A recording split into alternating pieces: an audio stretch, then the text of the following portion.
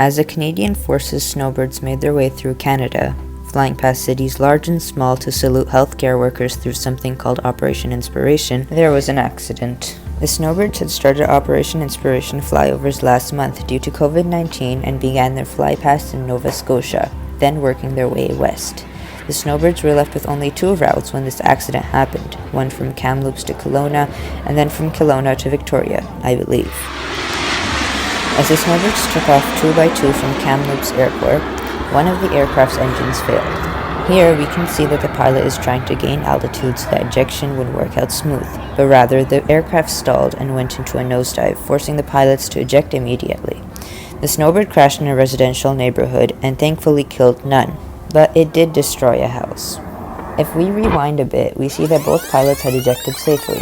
First Captain Jen Casey, and then Captain Richard McDougall. Since much altitude was not left, and the ejection was directed at a 90-degree angle horizontally from the jet, one pilot had died and the other was injured. It would have been much nicer to see the ejection handle pulled even seconds before it was done.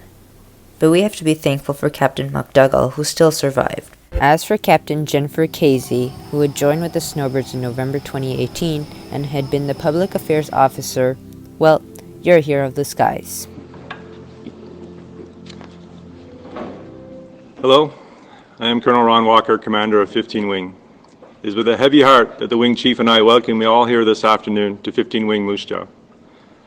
First and foremost, we are joining the Canadian Air Division 2CAD Commander and his staff, all of the 15 Wing team, and 431 Squadron family to pass on our deepest and sincerest sympathies to Captain Jen Casey's loved ones.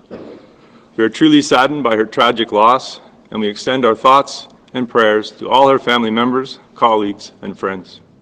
Before Jen had joined with the Snowbirds, she had been a journalist and a CF-18 Hornet demo team narrator. Jen was also often seen on the showground live streaming air shows.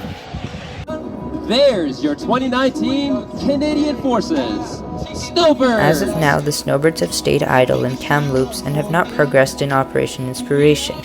It's possible at this moment that the 431st Air Demonstration Squadron, or the Snowbirds, could be retired entirely.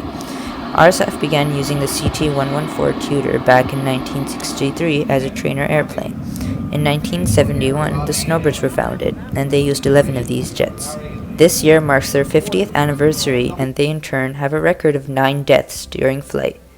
The federal government of Canada planned to replace these tutors between 2026 and 2035. It said that it'll cost between $500 million to $1.5 billion for these upgrades, but now it's possible that you may never see the Snowbirds flying tutors again.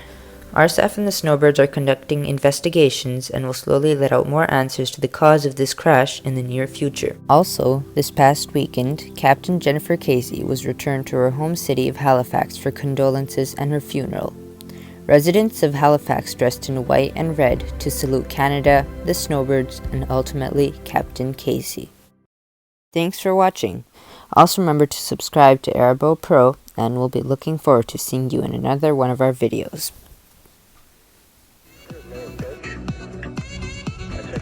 That's